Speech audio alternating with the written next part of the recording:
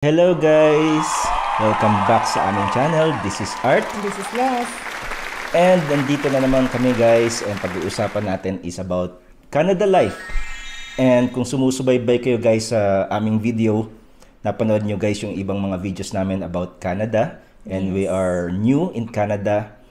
And nagtanong po kami kung gusto nyo po ng video about proof of funds. Yeah. Shoutout po sa mga nag-comment sa aming last vlog. They requested na gumawa kami ng video about proof of funds. Si Miss Angelica Maui 1113 at si Mr. Martin OC8LV. Maraming salamat sa inyo. And now, try po namin guys na bigyan kayo ng tips and guide about proof of funds dito sa Canada. And focus po ito guys sa mga gustong mag-international student dito sa Canada. And bibigyan din namin kayo guys ng mga latest news kasi nagkaroon po ng mga recent updates sa mga requirements about proof of funds. And mamaya di-discuss namin guys. So first of all, ano ba yung proof of funds? So yung proof of funds is yung pera na dadalhin dito sa Canada. Yes, yun yung kailangan nyo guys na pera panggastos. So nilagay po yan ng Canada as requirement para pag pumunta kayo dito sa Canada, you can live comfortably and makasabay po kayo sa mga gastusin dito sa Canada. And marami guys sa mga kababayan natin, yung tawag po sa proof of funds ay show money. So Yes. that is a misconception. Yes, misconception guys or maling tawag po sa proof of funds. Kasi yung proof of funds, yun yung pera na kailangan yung dalhin. And ang show money guys, money na ipapakita mo lang, then hindi mo naman dadalhin dito sa Canada. Yes, which is not helpful for you. Yes. Dinidiscourage po namin guys yung mga gustong mag-show money. Kasi guys, ang real talk dito sa Canada magastos. Yes. So kailangan nyo talagang dalhin. Kung ano yung sinabi ng Canada na proof of funds requirements, kailangan nyo po siyang dalhin dito sa Canada. And sabi po namin, nagkaroon po ng recent announcement sa requirements ng Canada. Kasi po dati po, nung nag-apply po kami ng student visa, ang requirements na POF ay $10,000 for a student permit or student visa. Plus yung kasama mo, na asawa mo, or common law partner mo, plus 4,000. So kung dalawa kayo, is you will be needing $14,000. But meron ngang update ngayon ang IRCC tungkol sa proof of funds. So ano yung update? So the update is they increased the proof of funds from $10,000 to $20,653. 635 yata. 600. So i-flash na lang namin guys yung dito sa screen yung mga sources at full details kung ano ba yung announcement. So napakahalaga niyan guys. Nag-increase po kung nagdoble po yung requirements. Sad to say guys, pero kailangan nating sundin ang requirement ng IRCC. Yes, kasi guys, computed na po nila yan. For example, yung dati pong requirement na kung mag-isa ka pong student, ang dating requirement is 10,000. Pag dinivide mo yan ng 12, for example, 1 year for 12 months, ang funds mo lang is 833 na dollars. Ang tanong, sapat ba yan para makapag-aral ka dito sa Canada at masustain mo yung mga bills? So isa-isahin natin ang bills. Una is room. Magkano ba ang room dito sa Canada? Kung mag-room for rent kayo, ang room for rent dito is mag-range sa $500 to $600 kung mag-isa ka lang. Sharing yun guys ha? Sharing Take yun. note. Shared kitchen and shared bathroom. Kung mag-apartment kayo na one-bedroom apartment, sarili nyo, wala kayong ka-share, is nag-range sa 1,000 to 1,200. So, kung 800 lang ang monthly nyo to sustain your living here in Canada, na wala pa kayong work dito, is mahirap talaga. Sa Mahirap. bahay pa lang, sa titirhan nyo pa lang. What more, you will be needing for your mobile plan. Mobile plan. Magkano ba ang mobile plan dito Mobile usually? plan, kung number lang, kung data lang is for $40 per hour, 40 per month. For So kung $40 per month, meron ng kasamang text, may kasama ng call, saka data. Yun yung pinakamababang plan. So, kailangan mo rin syempre ng pagkain. Magkano ba ang pagkain dito per pagkain week? dito per week is 100. Mag-alat na kayo ng 100. Pinaka-list na yung 100. Pero kung depende yan sa ano nyo, Sa dami.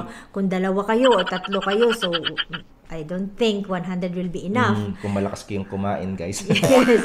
So, ano pa? Ano pa? Utilities. Utilities, kuryente. Kuryente nasa mga $60 to $70 per month. Tapos, mga extra nyo pa na mga gusto. Bus pa, transportation nyo pa. Transportation. Diba? Kaya, So, 800 kulang. kung 10,000 lang ang i-require ng government, ng IRCC, is kukulangin talaga. So, siguro, that's why guys na siguro inassess ng IRCC na ang mga estudyante dito, international student, is nahihirapan, kaya nila siguro in-increasean or dinoble up nila ang proof of funds. So, lilinawin namin, guys. Kung nag-a-apply kayo as student visa, kung mag-isa ka lang, kailangan mo ng 20,600. Tapos, kung meron po kayong asawa or common law partner, Plus, kailangan nyo po ng additional 4,000. 4,000. Pag may additional na Pag anak, may additional na anak is 3,000 each. yun po yung kailangan nyo. Plus, ano pa yung mga kailangan nyo? 1 year tuition fee na kunwari sa example namin is 17,000 ang 1 year tuition fee. So Idadagdag kailangan nyo. nyo pa rin yun ipakita sa proof of funds nyo or ipakita na nakabayad na kayo sa school. Yes, Para pwede nyo ipakita yung strong. resibo. Yes. Yun. Ano pa yung kailangan? Yung Kailangan nyo rin ng mga expenses sa flight details nyo or flight ticket. ticket. So, yung proof of funds, saan po ba siya ilalagay? So, ang proof of funds is need na makita sa bank account nyo. Yes. Ang bank account is mature, Dapat active. dapat active. So, Yes. ano ba yung ibig sabihin ng mature? Mature is 6 months old or more Oo. or older. And then, active yung may in and out. At saka, iwasan guys ang bulk deposit. No. Huwag kayo mag-bulk deposit, guys. So, ang importante lang talaga dito sa proof of funds guys is your strategy. Mag-ipon kayo, Yes. mag-alat kayo ng time para makaipon. Yes. And kayo na bahala, guys, kung paano makaipon ng proof of funds nyo. Kung kulang po yung proof of funds nyo or limited, meron pa pong paraan. Kunyari, narating nyo po yung minimum requirements, pero gusto nyo pa pong pataasin yung proof of funds nyo, may mga paraan pa. Katulad po ng sponsorship. Sponsorship. Paano ba yung sponsorship? Ang sponsorship is yung may tao na mag-sponsor sa inyo or yung parang help to support your study here in Canada. So just It's either financial or your accommodation or tuition fee payment. Kailangan nilang requirements. Kunyari, nakakuha po kayo ng sponsor, yung kapatid nyo. Kailangan po mag-submit po sila ng mga requirements. Yes, kailangan na ang bank account nila, yung mga ari-arian nila, kunwari land, so kailangan mga Source of income. Yung mga land titles or something, basta mapakita na may kakayahan sila na i-support ka sa studies mo. So, yung kailangan nila, affidavit of support. So, ilalagay nyo po siya sa papel and meron po siyang Perma ng lawyer. Stamp ng notary. Notary, Yun. And take note, guys, sa inyong application, kailangan nyo ring i-state kung bakit nila kayo tutulungan. Yan. Kasi kailangan may reason. Hindi pwede kukuha lang kayo ng sponsor, then bigla na lang sila magbibigay ng pera. Siyempre, the IRCC will suspect or will ask you kung bakit ano yung rason kung bakit nila kayo tutulungan. And may mga paraan pa para tumaas yung proof of funds nyo, katulad ng mga investment. Kung meron po kayong mga tinatawag na Bitcoin, mga investment equity funds, isama nyo po siya. Kasi pwede nyo po siyang ma-withdraw. Patunayan nyo po siya na withdrawable para dumagdag po sa inyong funds. And kung meron din po kayo mga... Kung currently working kayo dyan sa Pilipinas o kung saan kayo sa mundo, kung currently employed kayo, kailangan nyo nang isupport na meron kayong makukuha na separation pay sa after ng pag-resign nyo. So, our case kasi guys, magre-resign, sinabi namin sa application na magre-resign kami once approved. And nandun po yung computation do sa application kung magkano yung makukuha naming separation pay. Yes. So expected ng IRCC na ito yung magiging dagdag na proof of funds nyo kapag pupunta na kayo sa Canada. Yun lang talaga guys, dapat dala nyo talaga ang pera. Kasi pagdating dito guys, ayaw namin na imbis na pangarap natin, nung wala pa tayo dito sa Canada, pangarap natin ang Canada, pero pagdating pala natin dito at wala tayong funds, mag-iiba yung isip natin sa Canada. Ay, pangit pala yung Canada, ganyan-ganyan. No, we don't want you to think, we don't want you na mag-change ang inyong mind tungkol sa Canada. Kasi Canada guys is a nice and good country para sa atin. Let's avoid that one guys. Let's maintain our mental health tungkol sa mga ganyan. And guys, kung nag-aalala kayo na medyo kulang pa yung funds nyo, Canada is allowing students to work at a limited working hours of 20 hours per week. Yun yung before. Ngayon, nagkaroon po ng recent announcement. Yes, ano ba yung mga sakop ng bagong announcement? So yun ang mga student na nandito na sa Canada is allowed na mag-work for more than 20 hours or they can work full-time until April 2024. Karamihan po ng mga pumupunta dito sa Canada, lalong-lalo na kung mag-isang student at walang kasamang asawa, walang OWP, napakahirap guys. Mahirap ang buhay dito sa Canada, lalo na kung susweldo ka ng minimum ng mga $15 per hour.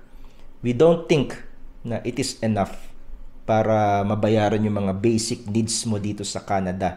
Kaya we highly suggest na kung pupunta kayo sa Canada, magdala po kayo ng OWP.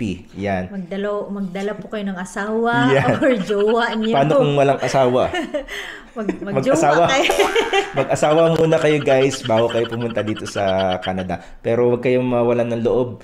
Kasi may mga live-in partner, they call it common law partner. Patunayan niyo lang guys na matagal na kayong nagsasama. So, kahit hindi pa kayo kasal, pwede niyo siyang dalhin dito. Kasi yung OWP, mabibigyan po ng laya. They have the freedom to apply to any job. Full-time. At gaano kadaming job yan pwede. Yes. Pero i-check nyo din guys yung mga nandito sa Canada, i-check nyo na lang ang requirements or eligibility ng working for more than 20 hours. Yes, double check nyo guys kasi double check. Yun ang problema dito sa mga batas na to. They keep on changing.